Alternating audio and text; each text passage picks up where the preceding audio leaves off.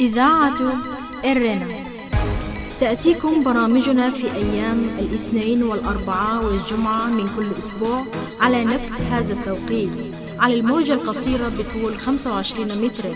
كما يمكنكم متابعة بثنا على القمر الصناعي نايل سات على التردد 11678 على الاستقطاب الرأسي. إذاعة إرنا الدولية إذاعة إريترية مستقلة يشرف عليها صحفيون إريتريون مستقلون، ويأتيكم بثها من باريس. مستمعي الكرام، طبتم وطابت أوقاتكم أينما كنتم وحيثما يوصلكم بثنا لهذا اليوم الأربعاء الموافق 21 من فبراير عام 2024. كالمعتاد دائما وأبدا مستمعي الكرام، نبتدئ البرنامج العربي بنشرة الأخبار.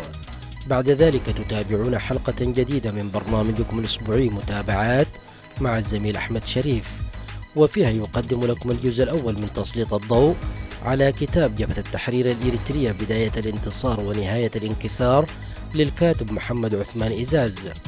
وقتا طيبا نرجوه لكم مستمعي الكرام مع فقرات برامجنا لهذا اليوم.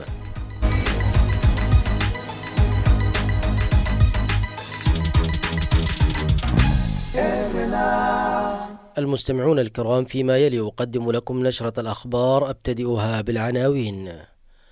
مواجهات بين نشطاء إريتريين وأنصار النظام تحول شوارع مدينة هيغ الهولندية إلى ساحة للفوضى والعنف.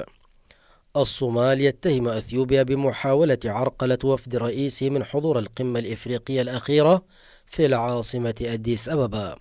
والحوثيون يعلنون استهداف سفن في خليج عدن ويقولون أنهم أسقطوا مسيرة أمريكية معادية.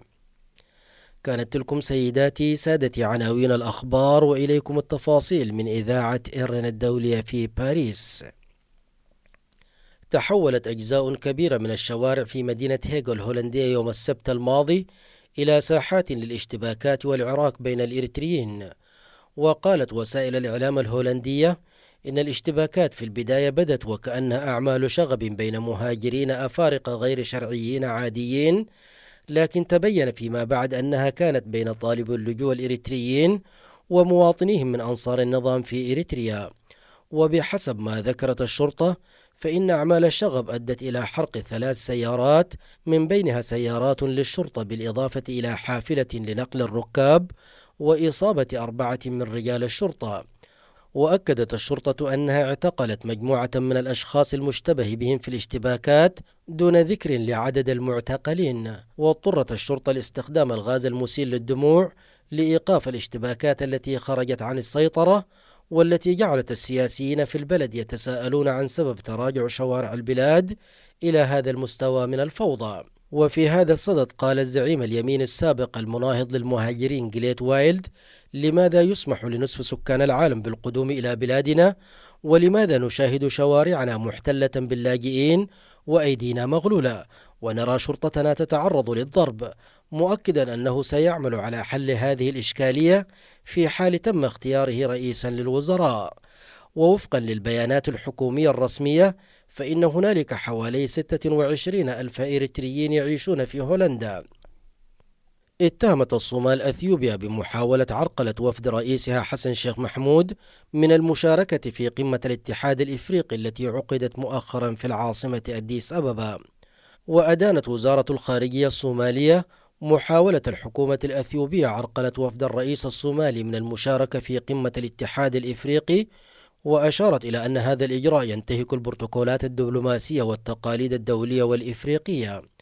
وأكدت الخارجية الصومالية أن هذا السلوك يضاف إلى سلسلة الإجراءات الخاطئة التي اتخذتها الحكومة الأثيوبية مؤخرا، مشيرة إلى أن الأخيرة مضيفة لمقر الاتحاد الإفريقي، ويجب أن تعامل جميع الزعماء الأفارقة على قدم المساواة. وأوضحت الخارجية الصومالية أن استضافة الاتحاد الإفريقي تعد شرفا وامتيازا لأثيوبيا، لكنها أشارت إلى أنه في حال أخفقت الحكومة الأثيوبية في الحفاظ على هذا الشرف باللياقة المناسبة، فقد يكون من الضروري إعادة تقييم موقع مقر الاتحاد. ودعت وزارة الخارجية الصومالية الاتحاد الإفريقي إلى إجراء تحقيق عاجل ذي مصداقية ومستقل لما قالت عنه العمل الفظيع بما يتماشى مع بروتوكولات الاتحاد.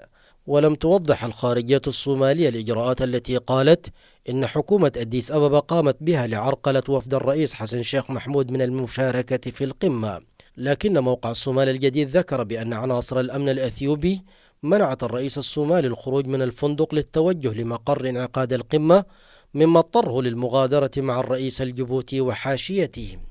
من جانبها رفضت أثيوبيا اتهامات الصومال بعرقلة وفد الرئيس الصومالي، وقال المتحدث باسم الخارجية الأثيوبية إن الوفد برئاسة الرئيس حسن شيخ محمود لاقى ترحيبا حارا لدى وصوله إلى أديس أبابا، على غرار ما جرى مع جميع الرؤساء المشاركين في القمة الإفريقية.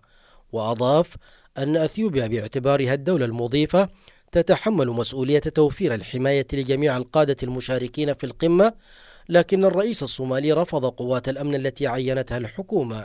وكانت القمة الإفريقية 37 العادية انعقدت في العاصمة الأثيوبية أديس أبابا يومي 17 و18 من فبراير الجاري، تحت شعار تعليم إفريقي يواكب القرن 21، وسيطرت على أجندتها الداخلية تحديات القارة من الأزمات الأمنية والصراعات والانقلابات والتكامل والإصلاح المؤسسي والتعليم والعلوم والتكنولوجيا. وتصدرت أعمال القمة التضامن مع الشعب الفلسطيني. هذا وتضمن البيان الختامي للقمة مطالبة إسرائيل بالامتثال لقرارات محكمة العدل الدولية لمنع الإبادة الجماعية في غزة. وأدان البيان الحرب الإسرائيلية الوحشية واستخدام القوة المفرطة ضد المدنيين، ودعا إسرائيل للاستجابة للدعوات الدولية إلى وقف دائم لإطلاق النار في غزة، منددا بالعقاب الجماعي ضد المدنيين ومحاولة نقلهم بالقوة إلى شبه جزيرة سيناء. كما طالب البيان بإجراء تحقيق دولي مستقل في الانتهاكات الإسرائيلية للقانون الإنساني الدولي في غزة، والتحقيق في استهداف المستشفيات والمؤسسات الإعلامية.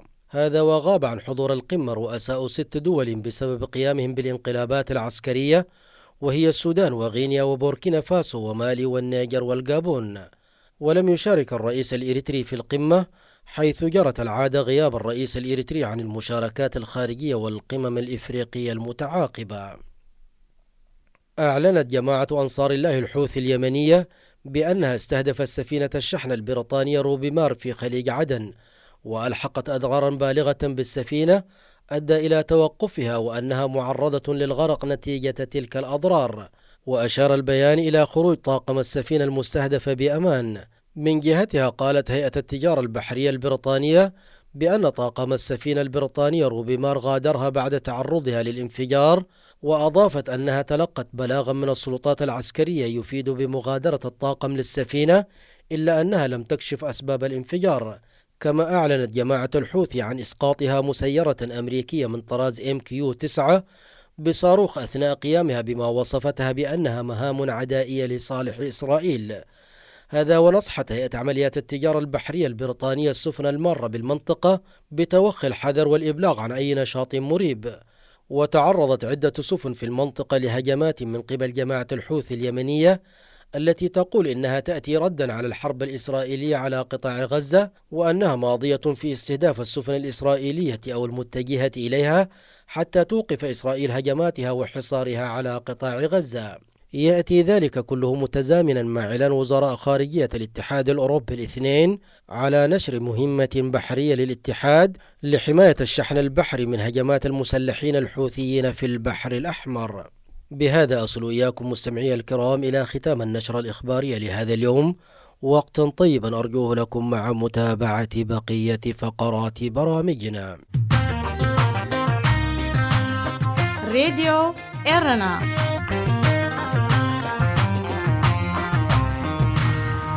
مستمعي الكرام، كما أشرت في بداية البرنامج، تتابعون فيما يلي حلقة جديدة من برنامجكم الأسبوعي متابعات، من إعداد وتقديم الزميل أحمد شريف. وفي حلقة اليوم مستمعي الكرام ومستمعات الكريمات، تتابعون الجزء الأول من تسليط الضوء على كتاب جبهة التحرير الإريترية بداية الانتصار ونهاية الانكسار للكاتب محمد عثمان إزاز، على أن نستكمل وإياكم بقية الأجزاء في حلقات البرنامج القادم بمشيئة الله. نتابع سويا. إذاعة إيرينا، صوت مستقل لإريتريا. بسم الله الرحمن الرحيم. المستمعون الأعزاء، السلام عليكم ورحمة الله وبركاته. أسعد الله أوقاتكم بكل خير. أهلا ومرحبا بكم إلى حلقة جديدة في برنامج متابعات.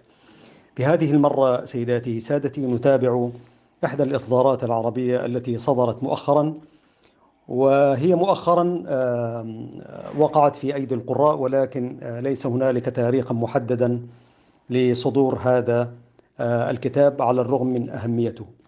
الكتاب عزيزي المستمع وعزيزتي المستمعة يتحدث عن مرحلة هامة من مراحل التاريخ السياسي للشعب الإريتري، وهي مرحلة جبهة التحرير الإريترية، انتصارات البداية وانتكاسة النهاية.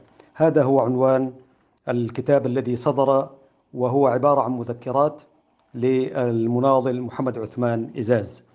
نحن نهيب أول ونشيد بالإصدار، على الرغم من أن الإصدار ليس لها جهة مطبعية قامت بالطباعة وقامت بالنشر، وهي خروجا على عادة الكتب التي تنشر وتصدر. لأول مرة أنا أقف على كتاب ليس له جهة نشرية، وليس له جهة للتوزيع، وليس له جهة للطباعة كذلك، وليس له عنوان في الصدور. ولكن على الرغم من هذا وذاك، لأنه يتناول جبهة التحرير الإريترية انتصاراتها وانتكاساتها، ولذلك نحن نولي هذه المسألة أهمية كبرى. كما قلت، المذكرة هي مذكرات للمناضل محمد عثمان إزاز. في السيرة الذاتية للمناضل إزاز أقرأ ما يلي: ولد محمد عثمان إزاز عام 1939 في غرب إريتريا، وتحديدا مدينة أغردات. عمل والده في الجيش في العهد الإيطالي، ثم في فترة الانتداب البريطاني وفترة الحكم الفيدرالي، ثم تنضم إريتريا قسرا وظلما إلى إثيوبيا. درس إزاز المرحلة الأولية حتى الصف الثامن، متنقلا لظروف والده بين مدن كيرو وتكومبيا ومدينة كرن. راديو إيرنا راديو إيرنا كاب كتما باريس محلالة في إرتوان غازيت إنياتا زدالو نتا راديو.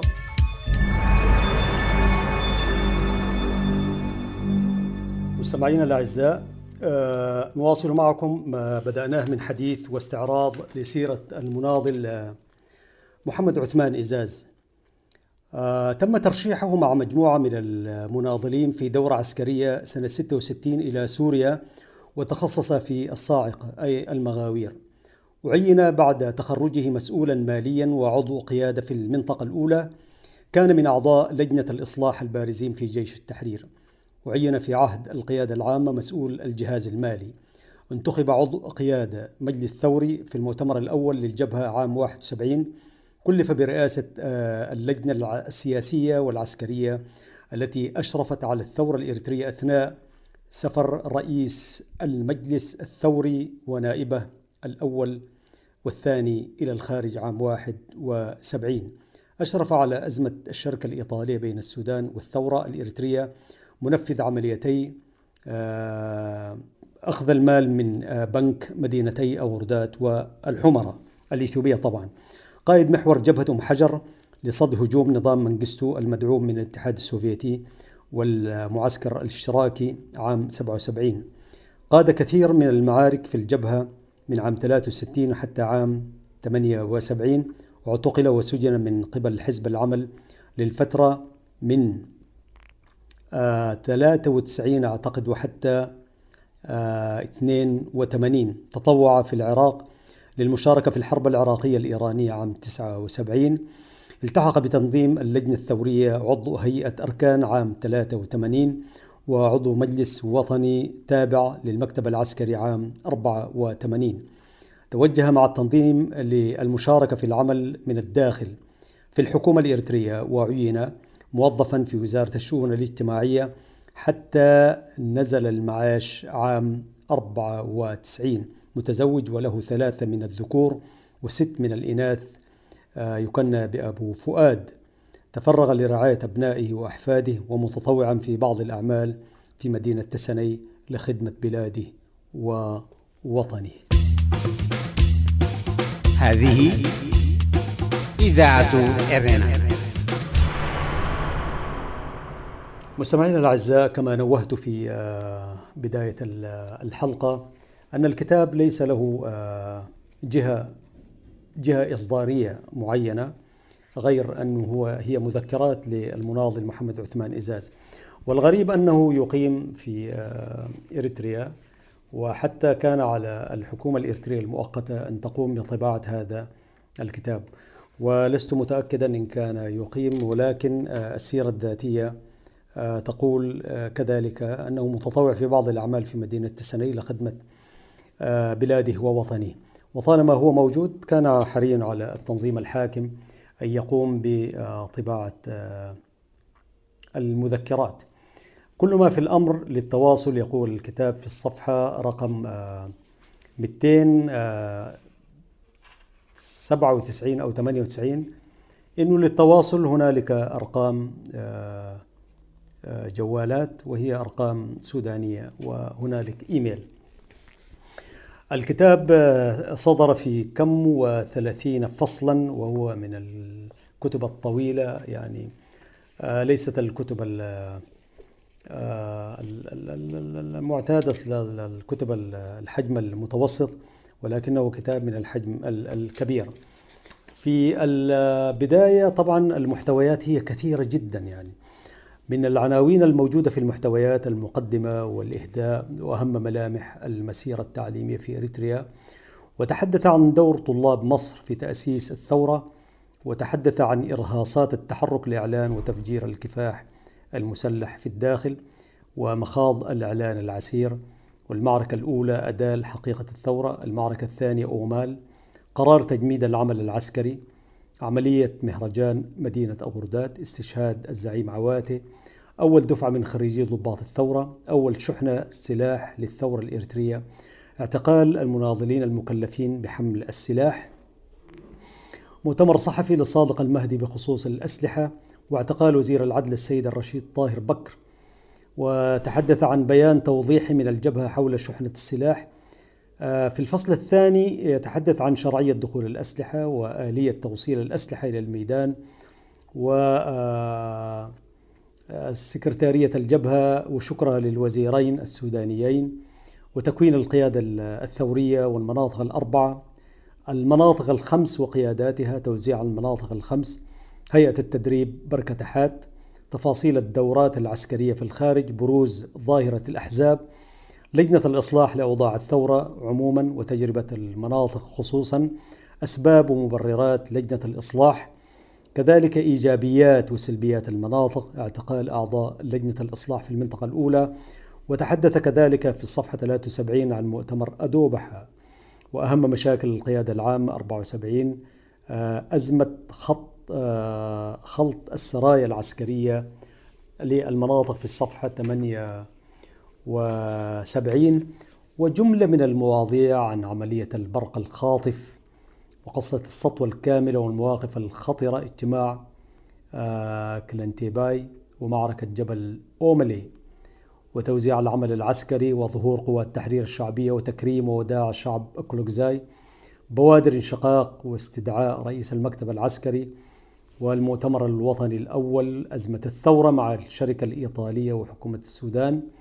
وتحدث كذلك عن موقف داعم للثورة الإريترية من وزير الداخلية السوداني فاروق عثمان حمد الله، وكثير من العناوين البارزة في هذه السيرة العطرة والمذكرات الهامة.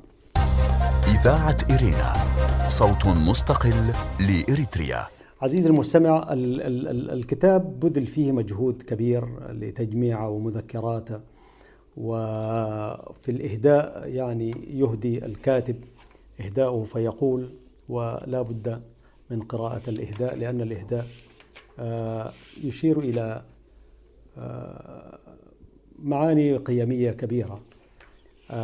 بعد المقدمة هو يهدي الكتاب إلى الشعب الإريتري الذي واجه الأعداء وقاوم كل صنوف المحتلين والغزاة الباغين عبر كل الحقب التاريخية، مدافعا عن أرضه وشعبه وهويته وتحت صموده وعناده وثباته ومقاومته تهاوت إثيوبيا أكبر إمبراطورية في إفريقيا وأقوى جيش مدعوم من الغرب تارة ومن الشرق تارة ومن الأصدقاء والأشقاء تارة أخرى إلى الجندي الإريتري الذي لم يئن ولم يلن ولم يهن ولم يستسلم، بل قاد معركة شرسة ورسم بقامته البهية لوحة الصمود وسقى بدمه المسكوب خريطة الوطن من الحدود إلى الحدود، وفقد جزء عزيز من أعضائه معاقا وهو يدافع عن الحق يصول ويجول، أخذ حقه عنوة واقتدارا، إما شهيدا مجندلا أو أسيرا مقيدا أو معاقا عاجزا أو بطلا مقاوما،